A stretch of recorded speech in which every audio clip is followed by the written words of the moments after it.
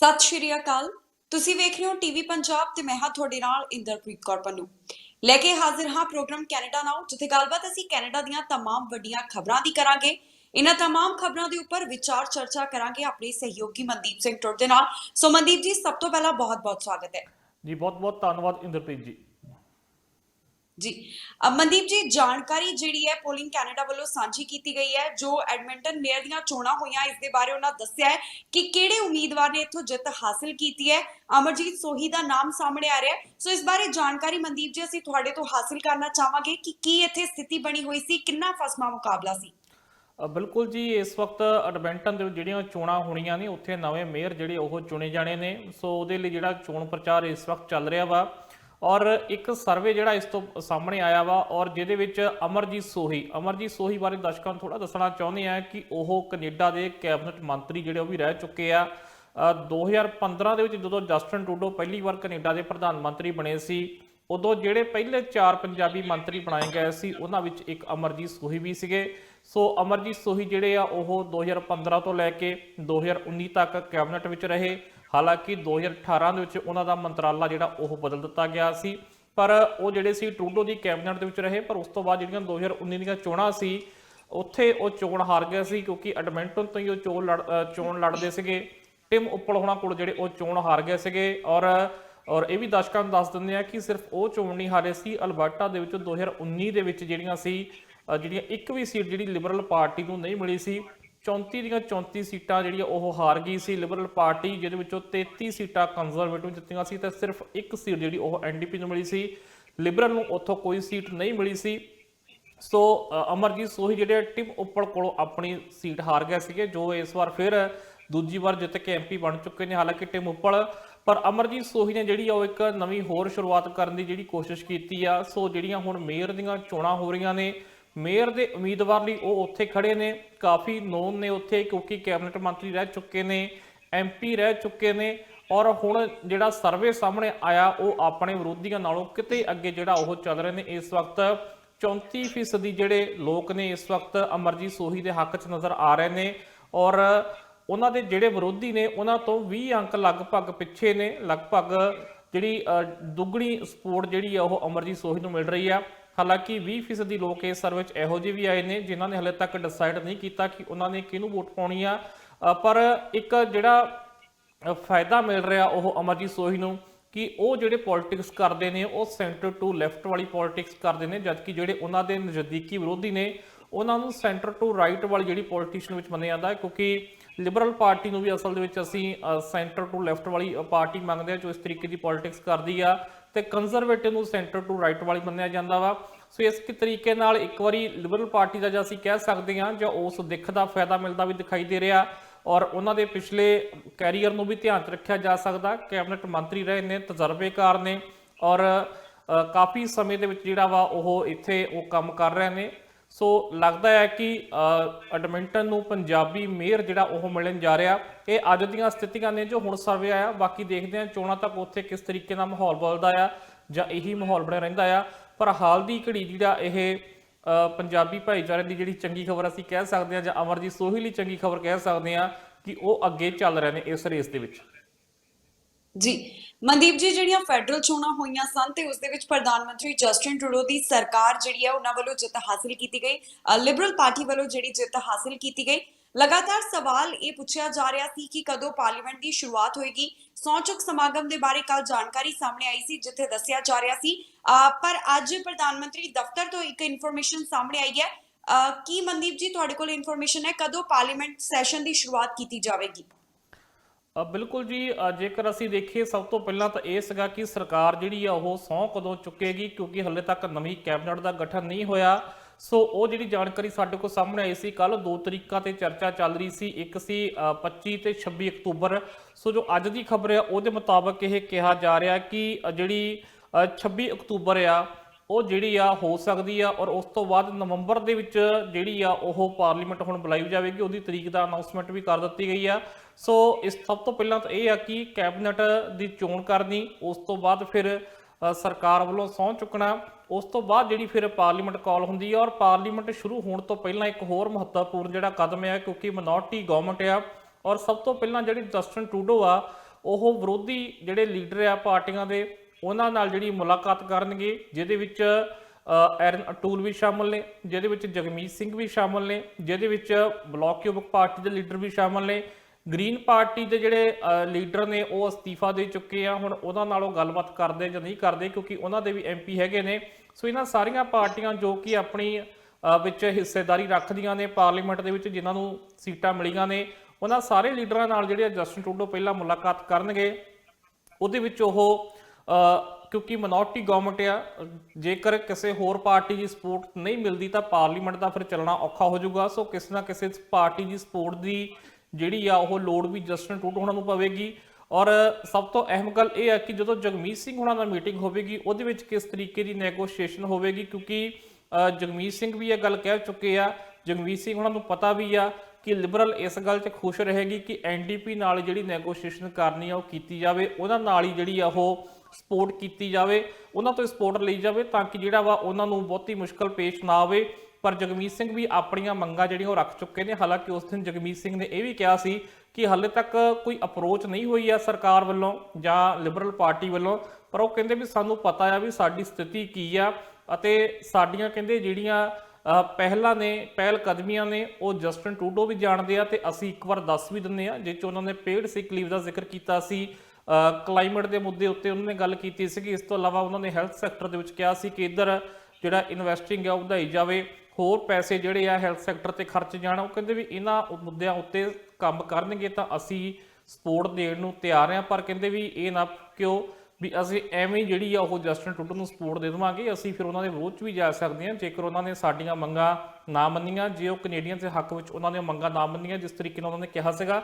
ਸੋ ਇੱਕ ਤਰੀਕੇ ਨਾਲ ਉਹਨਾਂ ਨੇ ਥੋੜਾ ਜਿਹਾ ਚੇਤਾਵਨੀ ਟਾਈਪ ਵੀ ਕਿਹਾ ਸੀ ਕਿ ਸਾਨੂੰ ਹਲਕੇ 'ਚ ਨਾ ਲਿਓ, ਇਹ ਨਾ ਸਮਝੋ ਕਿ ਅਸੀਂ ਸਪੋਰਟ ਦੇ ਹੀ ਦੇਣੀ ਆ, ਸਾਡੇ ਨਾਲ ਤੁਹਾਨੂੰ ਜਿਹੜੀ ਨੈਗੋਸ਼ੀਏਸ਼ਨ ਹੈ ਉਹ ਕਰਨੀ ਪਵੇਗੀ। ਔਰ ਜਦੋਂ ਇਸ ਤਰੀਕੇ ਦੀ ਪਾਰਲੀਮੈਂਟ ਹੁੰਦੀ ਆ ਜਿਹਦੇ ਵਿੱਚ ਕਿਸੇ ਕੋਲ ਵੀ ਬਹੁਮਤ ਨਹੀਂ ਹੁੰਦੀ ਤਾਂ ਉਹਦੇ ਵਿੱਚ ਸਾਰੇ ਹੀ ਪਾਰਟੀਆਂ ਦੇ ਆਗੂਆਂ ਕੋਲ ਕੁਝ ਨਾ ਕੁਝ ਹੁੰਦਾ ਆ ਖੱਟਣ ਲਈ ਵੀ, ਔਰ ਕੁਝ ਨਾ ਕੁਝ ਕਮਾਉਣ ਲਈ ਹੁੰਦਾ ਆਪਣੀ ਪਾਰਟੀ ਲਈ, ਔਰ ਕੁਝ ਲੋਕਾਂ ਲਈ ਵੀ ਜਿਹੜਾ ਉਹਨਾਂ ਨੂੰ ਕਰਕੇ ਦਿਖਾਉਣ ਦਾ ਮੌਕਾ ਹੁੰਦਾ ਹੈ ਕਿ ਉਹ ਸਪੋਰਟ ਦੇ ਬਦਲੇ ਆਪਣੀ ਮੰਗ ਜਿਹੜੀ ਆ ਉਹ ਮਨਵਾ ਸਕਦੇ ਆ। ਹੁਣ NDP ਕੋਲ ਵੀ ਇਹ ਮੌਕਾ ਹੈ ਕਿ ਉਹ ਆਪਣੇ ਪਾਰਟੀ ਦੇ ਪਲੇਟਫਾਰਮ 'ਚੋਂ ਕੁਝ ਨਾ ਕੁਝ ਮਨਵਾ ਸਕਦੀ ਆ।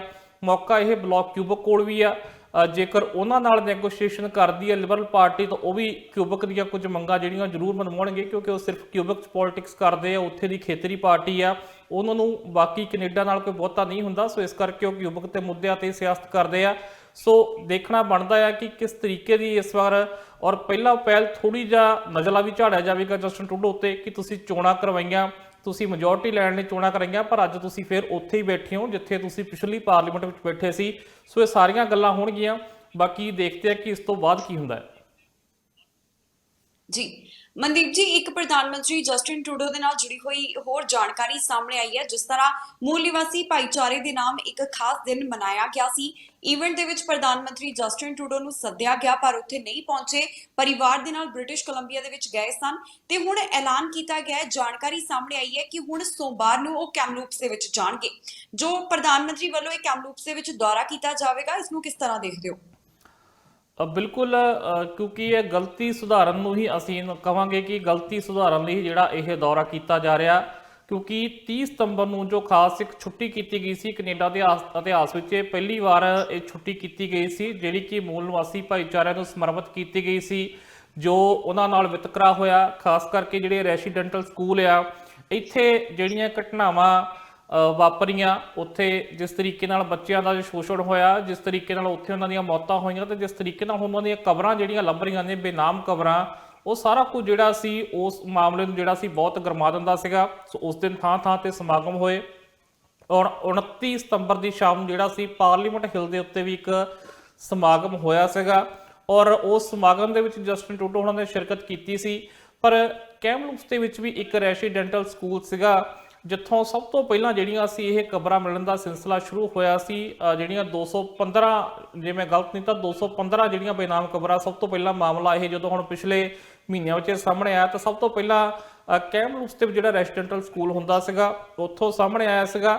ਸੋ 30 ਸਤੰਬਰ ਨੂੰ ਜਿਸ ਦਿਨ ਛੁੱਟੀ ਕੀਤੀ ਗਈ ਸੀ, ਇਹ ਵੀ ਖਬਰ ਸਾਹਮਣੇ ਆਈ ਸੀ ਕਿ ਇੱਥੋਂ ਦੇ ਜਿਹੜੇ ਫਸਟ ਨੇਸ਼ਨਸ ਦੇ ਲੀਡਰ ਆ ਉਹਨਾਂ ਨੇ ਉੱਥੇ ਜਸਟਿਨ ਟਰੂਡੋ ਨੂੰ ਆਉਣ ਦਾ ਸੱਦਾ ਵੀ ਦਿੱਤਾ ਸੀ ਔਰ ਉਹਨਾਂ ਨੇ ਇੱਥੋਂ ਤੱਕ ਇਲਜ਼ਾਮ ਲਾਇਆ ਕਿ ਪ੍ਰਧਾਨ ਮੰਤਰੀ ਉਹਨਾਂ ਦੇ ਦਫ਼ਤਰ ਵੱਲੋਂ ਉਸ ਸੱਦੇ ਦਾ ਕੋਈ ਰਿਪਲਾਈ ਵੀ ਨਹੀਂ ਦਿੱਤਾ ਗਿਆ ਤੇ ਜਸਟਿਨ ਟਰੂਡੋ ਜਿਹੜੇ ਸੀਗੇ ਉਹ ਛੁੱਟੀ ਮਨਾਉਣ ਚਲ ਗਏ ਔਰ ਉਹ ਬ੍ਰਿਟਿਸ਼ ਕੋਲੰਬੀਆ ਵਿੱਚ ਹੀ ਉਹ ਛੁੱਟੀ ਮਨਾਉਣ ਆਏ ਸੀ। ਹਾਲਾਂਕਿ ਉਹ ਸੀ ਆਈਲੈਂਡ ਤੇ ਟਫੀਨੋ ਸ਼ਹਿਰ ਹੈ ਉੱਥੇ ਉਹਨਾਂ ਨੇ ਆਪਣੀ ਪਰਿਵਾਰ ਸਮੇਤ ਛੁੱਟੀ ਮਨਾਈ, ਪਰ ਬ੍ਰਿਟਿਸ਼ ਕੋਲੰਬੀਆ ਦੇ ਵਿੱਚ ਕੈਮਰੂਨ ਸ਼ਹਿਰ ਵਿੱਚ ਉਹਨਾਂ ਨੂੰ ਸੱਦਿਆ ਗਿਆ ਸੀ, ਉੱਥੇ ਉਹ ਨਹੀਂ ਪਹੁੰਚੇ। ਸੋ ਉਸ ਤੋਂ ਬਾਅਦ ਆਪਣੀ ਨਾਰਾਜ਼ਗੀ ਦਿਖਾਈ, ਉਹਨਾਂ ਦੀ ਆਲੋਚਨਾ ਹੋਈ। ਜਸਟਿਨ ਟਰੂਡੋ ਨੇ ਜਨਤਕ ਤੌਰ ਤੇ ਮਾਫੀ ਵੀ ਮੰਗੀ ਔਰ ਉਸ ਤੋਂ ਬਾਅਦ ਹੁਣ ਇਹ ਸੋਮਵਾਰ ਨੂੰ ਜੋ ਖਬਰ ਸਾਹਮਣੇ ਆਈ ਆ ਕਿ ਉਹ ਸੋਮਵਾਰ ਨੂੰ ਇੱਥੇ ਦੌਰਾ ਕਰਨਗੇ ਕੈਮਰੂਨ ਦਾ। ਸੋ ਦੇਖਦੇ ਹਾਂ ਉਸ ਦਿਨ ਉਹ ਕੀ ਐਲਾਨ ਕਰਦੇ ਨੇ ਜਾਂ ਉਸ ਦਿਨ ਵੀ ਉਸ ਗੱਲ ਤੇ ਖੇਦ ਜਤਾਉਂਦੇ ਨੇ ਜਿਹੜੀ ਗਲਤੀ 30 ਸਤੰਬਰ ਨੂੰ ਉਹ ਖੁਦ ਮੰਨ ਰਿਹਾ ਕਿ ਹੋਈ ਸੀਗੀ। ਪਰ ਇੰਨਾ ਜ਼ਰੂਰ ਹੈ ਕਿ ਗਲਤੀ ਸੁਧਾਰਨ ਨੂੰ ਵੀ ਕਹਾਂਗੇ ਕਿ ਅਸੀਂ ਇਹ ਗਲਤੀ ਸੁਧਾਰਨ ਲਈ ਉਹਨਾਂ ਵੱਲੋਂ ਇਹ ਜਿਹੜਾ ਕੈਮਰੂਨ ਦਾ ਦੌਰਾ ਆ ਉਹ ਕੀਤਾ ਜਾ ਰਿਹਾ। ਸੋ ਉਸ ਦਿਨ ਜਿਹੜੇ ਆ ਉਹ ਫਸਟ ਨੇਸ਼ਨਸ ਦੇ ਲੀਡਰ ਨਾਲ ਮਿਲਣਗੇ ਤੇ ਹੋ ਸਕਦਾ ਕਿ ਉਸ ਥਾਂ ਤੇ ਵੀ ਜਾਣ ਜਿੱਥੋਂ ਬੇਨਾਮ ਖਬਰਾਂ ਮਿਲੀਆਂ ਸਨ।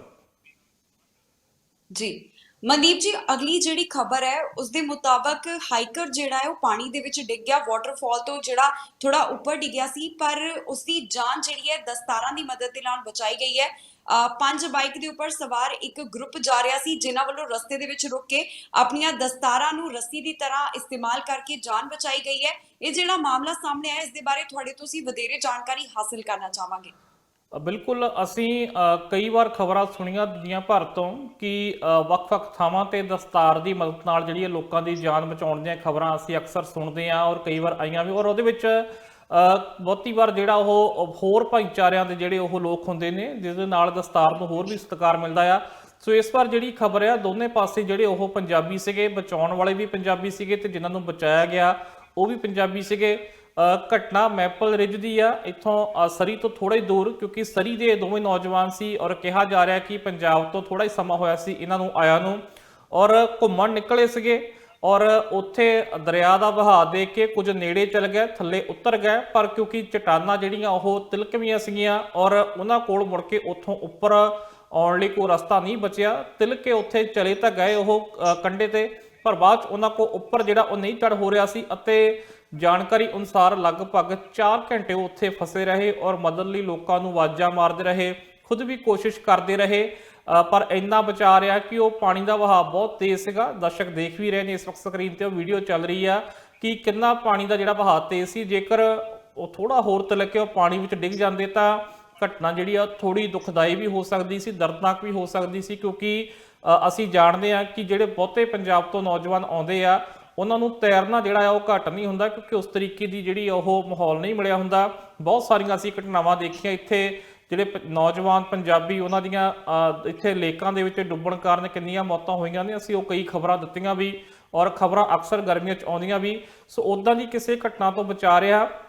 ਸੋ ਉੱਥੋਂ ਇਹ ਕੁਝ ਲੋਕ ਜਿਹੜੇ ਸੀ ਲੰਘ ਰਹੇ ਸੀ ਪੰਜਾਬੀ ਨੌਜਵਾਨ, ਉਹ ਵੀ ਮੋਟਰਸਾਈਕਲ ਤੇ, ਫਿਰ ਉਹਨਾਂ ਨੇ ਜਦੋਂ ਆਵਾਜ਼ਾਂ ਸੁਣੀਆਂ ਮਦਦ ਲਈ ਤਾਂ ਫਿਰ ਉਹਨਾਂ ਨੇ ਉੱਥੇ ਰੁਕ ਕੇ ਆਪਣੀਆਂ ਦਸਤਾਰਾਂ ਨਾਲ ਜਿਹੜੀਆਂ ਉਹ ਗੰਢਾਂ ਬੰਨ੍ਹ ਕੇ ਉਹਨਾਂ ਦੇ ਸਹਾਰੇ ਉਹਨਾਂ ਨੂੰ ਉੱਪਰ ਖਿੱਚਿਆ ਤੇ ਇਸ ਤਰੀਕੇ ਨਾਲ ਕਾਫੀ ਮੁਸ਼ੱਕਤ ਤੋਂ ਬਾਅਦ ਜਿਹੜੀ ਉਹਨਾਂ ਦੀ ਜਾਨ ਬਚਾਈ ਗਈ। ਪਹਿਲਾਂ ਤਾਂ 4 ਘੰਟੇ ਉੱਥੇ ਫਸੇ ਰਹੇ ਪਰ ਉਸ ਤੋਂ ਬਾਅਦ ਜਿਹੜੀ ਸੀ ਉਹਨਾਂ ਦੀ ਜਾਨ ਵੀ ਕਾਫੀ ਮੁਸ਼ੱਕਤ ਨਾਲ ਜਿਹੜੀ ਬਚਾਈ ਸਕੀ। ਸੋ ਇਸ ਘਟਨਾ ਦੀ ਵੀ ਕਾਫੀ ਚਰਚਾ ਜਿਹੜੀ ਹੋ ਰਹੀ ਹੈ। ਜੀ ਮਨਦੀਪ ਜੀ, ਅਗਲੀ ਜਿਹੜੀ ਖਬਰ ਹੈ ਅਮਰੀਕਾ ਦੇ ਨਾਲ ਜੁੜੀ ਹੋਈ ਹੈ। ਹੁਣ ਅਮਰੀਕਾ ਵੱਲੋਂ ਵੀ ਐਲਾਨ ਕਰ ਦਿੱਤਾ ਗਿਆ ਹੈ ਕਿ ਉਹਨਾਂ ਵੱਲੋਂ 8 ਨਵੰਬਰ ਤੋਂ ਵੱਖ-ਵੱਖ ਦੇਸ਼ਾਂ ਦੇ ਜਿਹੜੇ ਯਾਤਰੀ ਨੇ ਉਹਨਾਂ ਦਾ ਸਵਾਗਤ ਕੀਤਾ ਜਾਵੇਗਾ। ਟੂਰਿਸਟ ਵੀਜ਼ਾ ਵਾਲੇ ਵੀ ਹੁਣ ਅਮਰੀਕਾ ਦੇ ਵਿੱਚ ਆ ਸਕਣਗੇ। ਇਸ ਦੇ ਬਾਰੇ ਜਾਣਕਾਰੀ ਤੇ ਤੁਹਾਡੇ ਤੋਂ ਜਾਣਨਾ ਚਾਹੂੰਗੇ ਕਿ ਕਿਹੜੀਆਂ ਸ਼ਰਤਾਂ ਅਮਰੀਕਾ ਵੱਲੋਂ ਰੱਖੀਆਂ ਗਈਆਂ ਆ ਜੋ ਉਹਨਾਂ ਵੱਲੋਂ ਅੰਤਰਰਾਸ਼ਟਰੀ ਯਾਤਰੀਆਂ ਦਾ ਸਵਾਗਤ ਕੀਤਾ ਜਾ ਰਿਹਾ। ਬਿਲਕੁਲ ਜੀ, ਇਹ ਜਾਣਕਾਰੀ ਤਾਂ ਕੱਲ ਸਾਹਮਣੇ ਆ ਗਈ ਸੀ ਕਿ ਜਿਹੜਾ ਅਮਰੀਕਾ ਵੱਲੋਂ ਬਾਰਡਰ ਜਿਹੜੇ ਆ ਖੋਲ੍ਹੇ ਜਾ ਰਹੇ ਆ, ਪਰ ਕਿਸ ਦਿਨ ਤੋਂ ਖੋਲ੍ਹੇ ਜਾ ਰਹੇ ਆ, ਕਿਉਂਕਿ ਸਟਾਰਟਿੰਗ ਜਿਹੜੀ ਆ ਨਵੰਬਰ ਦੀ ਕਿਹਾ ਜਾ ਰਿਹਾ ਸੀ ਕਿ ਨਵੰਬਰ ਤੋਂ ਹੀ ਸ਼ੁਰੂਆਤ ਤੋਂ ਖੋਲ੍ਹੇ ਜਾਣਗੇ ਔਰ ਅਸੀਂ ਇਹ ਖਾਸ਼ਾ ਜਤਾਇਆ ਸੀ ਕਿ ਹੋ ਸਕਦਾ ਕਿ ਪਹਿਲੇ ਹਫਤੇ ਦੀ ਕੋਈ ਤਰੀਕ ਹੋ ਸਕਦੀ ਆ। ਸੋ ਹੁਣ ਪਹਿਲੇ ਹਫਤੇ ਤੇ ਅਸੀਂ ਲਗਭਗ ਕਹਿ ਸਕਦੇ ਹਾਂ ਕਿ ਅਖੀਰ ਤੇ 8 ਨਵੰਬਰ ਦਾ ਦਿਨ ਜਿਹੜਾ ਰੱਖਿਆ ਗਿਆ ਕਿ 8 ਨਵੰਬਰ ਨੂੰ ਅਮਰੀਕਾ ਜਿਹੜਾ ਵਾ ਉਹ ਕੈਨੇਡਾ ਤੇ ਮੈਕਸੀਕੋ ਦੇ ਜਿਹੜੇ ਬਾਰਡਰ ਆ ਖੋਲ੍ਹਣ ਜਾ ਰਿਹਾ। ਸੋ ਉਹਦੇ ਵਿੱਚ ਜਿਹੜੀਆਂ ਵਾਈਟ ਹਾਊਸ ਤੋਂ ਜਿਹੜੀ ਅਫੀਸ਼ੀਅਲ ਇਹ ਅਨਾਉਂਸਮੈਂਟ ਹੋਈ ਆ, ਉੱਥੋਂ ਜਿਹੜੀ ਇਹ ਖਾਸ ਜਾਣਕਾਰੀ ਜਿਹੜੀ ਜਾਰੀ ਕੀਤੀ ਗਈ ਆ, ਉਹਦੇ ਵਿੱਚ ਇਹ ਦੱਸਿਆ ਗਿਆ ਕਿ ਸਭ ਤੋਂ ਪਹਿਲਾਂ ਤਾਂ ਜੋ ਹੁਣ ਸ਼ਰਤ ਰੱਖੀ ਹੋ ਜਾ ਰਹੀ ਆ ਕਿ ਵੈਕਸੀਨ ਜਿਹੜੀ ਆ ਉਹ ਲੱਗੀ ਹੋਣੀ ਚਾਹੀਦੀ ਆ। ਪ੍ਰੂਫ ਆਫ ਵੈਕਸੀਨੇਸ਼ਨ ਤੁਸੀਂ ਉੱਥੇ ਆਪਣਾ ਦਿਖਾ ਸਕਦੇ ਹੋ ਕਿ ਜਿਹੜਾ ਵੀ ਤੁਹਾਡੇ ਕੋਲ ਵੈਕਸੀਨ ਦਾ ਪ੍ਰੂਫ ਆ ਉਹ ਤੁਹਾਨੂੰ ਉੱਥੇ ਬਾਰਡਰ ਤੇ ਦਿਖਾਉਣਾ ਪਵੇਗਾ।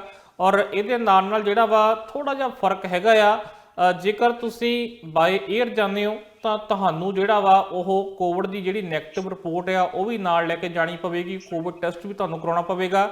ਪਰ ਜੇਕਰ ਤੁਸੀਂ ਬਾਏ ਲੈਂਡ ਜਾਂਦੇ ਹੋ ਜਾਂ ਫਿਰ ਤੁਸੀਂ ਫੈਰੀ ਰਾਹੀਂ ਜਾਂਦੇ ਹੋ ਜਾਂ ਸਮੁੰਦਰ ਰਾਹੀਂ ਜਾਂਦੇ ਹੋ, ਸਮੁੰਦਰ ਦੇ ਰਸਤੇ ਅਮਰੀਕਾ 'ਚ ਦਾਖਲ ਹੁੰਦੇ ਆ, ਤਾਂ ਉੱਥੇ ਜਿਹੜਾ ਵਾ ਤੁਹਾਨੂੰ ਸਿਰਫ ਪ੍ਰੂਫ ਆਫ ਵੈਕਸੀਨੇਸ਼ਨ ਜਿਹੜਾ ਉਹ ਦਿਖਾਉਣਾ ਪਵੇਗਾ। ਸੋ ਇਸ ਤਰੀਕੇ ਨਾਲ ਜਿਹੜਾ ਇਹ ਬਾਰਡਰ ਖੁੱਲ ਰਿਹਾ। ਹਾਲਾਂਕਿ ਕੈਨੇਡਾ ਵੱਲੋਂ ਤਾਂ ਅਗਸਤ ਦੇ ਵਿੱਚ ਹੀ 9 ਅਗਸਤ ਨੂੰ ਮੇਰੇ ਖਿਆਲ ਨਾਲ ਬਾਰਡਰ ਖੋਲ੍ਹ ਦਿੱਤਾ ਗਿਆ ਸੀ ਅਮਰੀਕਾ ਦੇ ਲੋਕਾਂ ਲਈ। ਸੋ ਅਮਰੀਕਨ ਲੋਕ ਇੱਧਰ ਆ ਰਹੇ ਸੀਗੇ।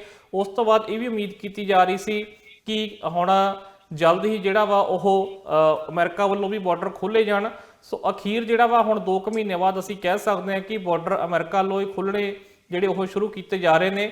ਸੋ ਇਹਦੇ ਨਾਲ ਬਹੁਤ ਸਾਰੇ ਲੋਕ ਜਿਹੜੇ ਉਹ ਖੁਸ਼ ਵੀ ਨੇ, ਕੁਝ ਲੋਕਾਂ ਦੇ ਮਨ 'ਚ ਸਵਾਲ ਵੀ ਨੇ, ਕਿਉਂਕਿ ਬਾਰਡਰ ਇਸੇ ਕਰਕੇ ਬੰਦ ਸੀਗੇ ਤਾਂ ਕਿ ਜਿਹੜੀ ਕੋਵਿਡ ਦੀ ਬਿਮਾਰੀ ਆ ਉਹਨੂੰ ਨੱਥ ਪਾਈ ਜਾ ਸਕੇ, ਬਹੁਤਾ ਜਿਹੜਾ ਕੋਵਿਡ ਦਾ ਫੈਲਾਅ ਆ ਉਧਰੋਂ ਇੱਧਰੋਂ ਨਾ ਹੋਵੇ। ਔਰ ਖਾਸ ਕਰਕੇ ਅਮਰੀਕਾ ਦੇ ਬਹੁਤ ਸਾਰੇ ਜਿਹੜੇ ਲੀਡਰ ਸੀਗੇ ਉਹ ਤਾਂ ਬੜੇ ਚਿਰ ਦੇ ਜ਼ੋਰ ਪਾ ਰਹੇ ਸੀ ਕੈਨੇਡਾ ਉੱਤੇ ਕਿ ਤੁਸੀਂ ਬਾਰਡਰ ਖੋਲੋ, ਪਰ ਕੈਨੇਡਾ ਵੱਲੋਂ ਇਹ ਕਿਹਾ ਜਾ ਰਿਹਾ ਸੀ, ਕੈਨੇਡਾ ਦੇ ਜਿਹੜੇ ਬਾਰਡਰ ਵਾਲੇ ਸ਼ਹਿਰ ਆ ਉੱਥੋਂ ਦੇ ਮੇਅਰ ਆ ਜਾਂ ਜਿਹੜੇ ਪ੍ਰੀਮੀਅਰ ਨੇ ਉਹ ਵੀ ਇਹ ਕਹਿ ਰਹੇ ਸੀਗੇ ਵੀ ਹੱਲੇ ਬਾਰਡਰ ਨਹੀਂ ਖੋਲ੍ਹਣਾ ਚਾਹੀਦਾ, ਕਿਉਂਕਿ ਅਮਰੀਕਾ ਦੇ ਵਿੱਚ ਕੇਸ ਉਸ ਵਕਤ ਬਹੁਤ ਜ਼ਿਆਦਾ ਸੀਗੇ। ਹੁਣ ਤਾਂ ਉੱਥੇ ਵੀ ਵੱਡੀ ਪੱਧਰ ਤੇ ਵੈਕਸੀਨੇਸ਼ਨ ਜਿਹੜੀ ਉਹ ਲੱਗ ਚੁੱਕੀ ਆ। ਕੈਨੇਡਾ ਦੇ ਵਿੱਚ ਵੀ ਜਿਹੜੇ ਕਾਫੀ ਵੱਡੀ ਪੱਧਰ ਤੇ ਵੈਕਸੀਨ ਜਿਹੜੀ ਲੋਕਾਂ ਦੀ ਲੱਗ ਚੁੱਕੀ ਆ। ਸੋ ਇਸ ਤਰੀਕੇ ਨਾਲ ਹੁਣ ਲਗਾਤਾਰ ਜਿਹੜਾ ਵਾ ਇਹ ਸਵਾਲ ਚੱਲ ਰਿਹਾ ਸੀ ਕਿ ਹੁਣ ਆਖਰਕਾਰ ਏਡੀ ਪੱਧਰ ਤੇ ਵੈਕਸੀਨ ਵੀ ਲੱਗ ਚੁੱਕੀ ਆ। ਸੋ ਜਿਹਨੇ ਲੋਕਾਂ ਦੇ ਵੈਕਸੀਨ ਲੱਗੀ ਹੋਈ ਆ ਉਹਨਾਂ ਨੂੰ ਘੱਟੋ ਘੱਟ ਇਜਾਜ਼ਤ ਜਿਹੜੀ ਹੋਣੀ ਚਾਹੀਦੀ ਆ। ਸੋ ਹੁਣ ਜਿਹੜੇ ਆ ਉਹ ਹਾਲਾਂਕਿ ਪ੍ਰੂਫ ਆਫ ਵੈਕਸੀਨੇਸ਼ਨ ਜਿਹੜਾ ਵਾ ਬਾਏ 에ਅਰ ਵੀ ਲਾਗੂ ਕਰ ਦਿੱਤਾ ਗਿਆ ਵਾ। ਬਸ ਇੱਕ ਕੋਵਿਡ ਟੈਸਟ ਵਾਲੀ ਜਿਹੜੀ ਗੱਲ ਥੋੜੀ ਵੱਖਰੀ ਆ। ਬਾਕੀ ਇਹ ਹੈ ਕਿ 8 ਨਵੰਬਰ ਤੋਂ ਬਾਰਡਰ ਖੁੱਲਣ ਜਾ ਰਹੇ ਨੇ।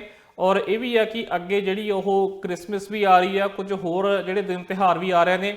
ਸੋ ਲੱਗਦਾ ਹੈ ਕਿ ਲੋਕ ਹੁਣ ਕਾਫੀ ਵੱਡੀ ਪੱਧਰ ਤੇ ਖਰੀਦਦਾਰੀ ਕਰਨ ਉਧਰ ਵੀ ਜਾਣਗੇ ਤੇ ਉਧਰੋਂ ਤਾਂ ਇੱਧਰ ਆ ਹੀ ਰਹੇ ਨੇ।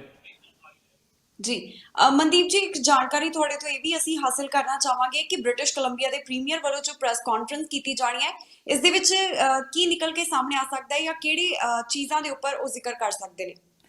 ਬਿਲਕੁਲ ਜੀ, ਜਿਹੜੇ BC ਦੇ ਪ੍ਰੀਮੀਅਰ ਨੇ ਜੌਨ ਹੌਰਗਨ, ਉਹਨਾਂ ਵੱਲੋਂ ਜਿਹੜੀ ਅੱਜ ਪੰਜਾਬੀ ਮੀਡੀਆ ਨਾਲ ਇੱਕ ਰਾਊਂਡ ਟੇਬਲ ਜਿਹੜਾ ਉਹ ਕੀਤਾ ਜਾਣਾ ਆ। ਔਰ ਖਾਸ ਕਰਕੇ ਸਾਲ 'ਚ 1 ਜਾਂ 2 ਵਾਰੀ ਇਹ ਜ਼ਰੂਰ ਹੁੰਦਾ ਆ ਕਿ ਜਿਹੜੇ ਪ੍ਰੀਮੀਅਰ ਨੇ ਆਉਂਦੇ ਨੇ, ਜਿਹੜਾ ਸਾਊਥ ਏਸ਼ੀਅਨ ਭਾਈਚਾਰੇ ਦਾ ਮੀਡੀਆ ਆ ਉਹਨਾਂ ਗੱਲਬਾਤ ਕਰਦੇ ਨੇ। ਔਰ ਇਹਦੇ ਵਿੱਚ ਕੁਝ ਖਾਸ ਨਹੀਂ ਹੁੰਦਾ। ਇਹਦੇ ਵਿੱਚ ਇਹ ਆ ਕਿ ਉਹ ਆਪਣੇ ਕੁਝ ਕੰਮ ਦੱਸਦੇ ਨੇ ਜਾਂ ਫੀਡਬੈਕ ਲੈਂਦੇ ਨੇ। ਉਹਦੇ ਵਿੱਚ ਜਿੰਨੇ ਵੀ ਪੰਜਾਬੀ ਮੂਲ ਦੇ ਵਿਧਾਇਕ ਹੋਣਗੇ, ਮੰਤਰੀ ਹੋਣਗੇ, ਉਹ ਵੀ ਉੱਥੇ ਹਾਜ਼ਰ ਹੋਣਗੇ। ਸੋ ਉਹਨਾਂ ਵੱਲੋਂ ਵੀ ਆਪਣੀ ਹਾਜ਼ਰੀ ਲਵਾਈ ਜਾਵੇਗੀ। ਸੋ ਇੱਕ ਫੀਡਬੈਕ ਲੈਣ ਦਾ ਤੇ ਕੁਝ ਜਿਹੜੇ ਸਵਾਲ ਹੁੰਦੇ ਆ, ਮੌਕਾ ਹੁੰਦਾ ਆ ਭਾਈਚਾਰਿਆਂ ਕੋਲ, ਕਿ ਭਾਈਚਾਰੇ ਦੇ ਪੱਤਰਕਾਰਾਂ ਕੋਲ, ਕਿ ਉਹ ਜਿਹੜੇ ਸਵਾਲ ਨੇ ਖਾਸ ਕਰਕੇ ਭਾਈਚਾਰੇ ਨਾਲ ਜਿਹੜੇ ਜੁੜੇ ਹੋਏ ਆ ਜਾਂ ਇਹਨਾਂ ਸ਼ਹਿਰਾਂ ਨਾਲ ਜਿਹੜੇ ਜੁੜੇ ਹੋਏ ਆ ਉਹ ਜ਼ਰੂਰ ਪੁੱਛਣਗੇ। ਔਰ ਮੈਨੂੰ ਲੱਗਦਾ ਕਿ ਅੱਜ ਜਿਹੜਾ ਸਵਾਲ ਸਭ ਤੋਂ ਵੱਧ ਪੁੱਛਿਆ ਜਾਵੇਗਾ ਇੱਕ ਵਾਰੀ ਫਿਰ ਸਰੀ ਦੇ ਦੂਜੇ ਹਸਪਤਾਲ ਬਾਰੇ ਹੋਵੇਗਾ। ਖੈਰ ਸਕਾਈ ਟ੍ਰੇਨ ਦਾ ਮੁੱਦਾ ਵੀ ਵੱਡਾ ਆ, ਸਰੀ ਪੁਲਿਸ ਦਾ ਮੁੱਦਾ ਵੀ ਵੱਡਾ ਆ, ਜੋ ਲਗਭਗ ਜਿਹੜਾ ਸੁਲਝਦਾ ਨਜ਼ਰ ਆ ਰਿਹਾ, ਕਿਉਂਕਿ ਉਹ ਤਾਂ ਅਫਸਰਾਂ ਦੀ ਭਰਤੀ ਵੀ ਸ਼ੁਰੂ ਹੋ ਗਈ ਆ, ਸਾਰਾ ਕੁਝ ਉਹਦਾ ਕੰਮ ਚੱਲ ਰਿਹਾ।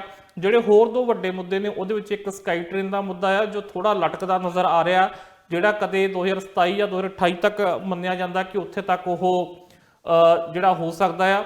ਪਰ ਜਿਹੜਾ ਹਸਪਤਾਲ ਦਾ ਮੁੱਦਾ ਆ, ਮੈਨੂੰ ਲੱਗਦਾ ਕਿ ਉਹਦੇ ਉੱਤੇ ਜ਼ਿਆਦਾ ਸਵਾਲ ਕੀਤੇ ਜਾਣਗੇ ਕਿ ਉਹਦੀ ਕੋਈ ਟਾਈਮਲਾਈਨ ਦਿੱਤੀ ਜਾਵੇ। ਹਾਲੇ ਤੱਕ ਉਹਦਾ ਕੰਮ ਸ਼ੁਰੂ ਨਹੀਂ ਹੋਇਆ। ਹਾਲਾਂਕਿ ਸਰਕਾਰ ਦਾਅਵਾ ਕਰਦੀ ਆ ਕਿ ਅਸੀਂ ਉਹਦਾ ਜਿਹੜਾ ਪ੍ਰੋਜੈਕਟ ਹੈ ਉਹ ਬਣ ਰਿਹਾ ਵਾ, ਸਾਰਾ ਕੁਝ ਉਹਦਾ ਫੰਡ ਲਾਉਂਦਿਆਂ ਜਾ ਚੁੱਕਾ ਜਾਂ ਬਹੁਤ ਸਾਰਾ ਕੁਝ ਹੋ ਰਿਹਾ ਵਾ।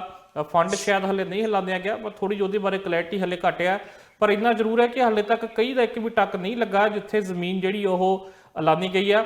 ਸੋ ਇਸ ਸੰਬੰਧੀ ਸਵਾਲ ਜਿਹੜੇ ਉਹ ਪੁੱਛੇ ਜਾ ਸਕਦੇ ਆ। ਜੀ, ਸੋ ਇਸ ਪ੍ਰੋਗਰਾਮ ਦੇ ਵਿੱਚ ਅਸੀਂ ਗੱਲਬਾਤ ਕੈਨੇਡਾ ਦੀਆਂ तमाम ਖਬਰਾਂ ਦੀ ਕੀਤੀ ਹੈ, तमाम ਖਬਰਾਂ ਦੇ ਉੱਪਰ ਵਿਚਾਰ ਚਰਚਾ ਕੀਤੀ ਹੈ। ਬਾਕੀ ਖਬਰਾਂ ਦੇ ਵਾਸਤੇ ਤੁਸੀਂ ਬਣੇ ਰਹੋ TV ਪੰਜਾਬ ਦੇ ਨਾਲ। ਫਿਲਹਾਲ ਸਾਨੂੰ ਦਿਓ ਇਜਾਜ਼ਤ।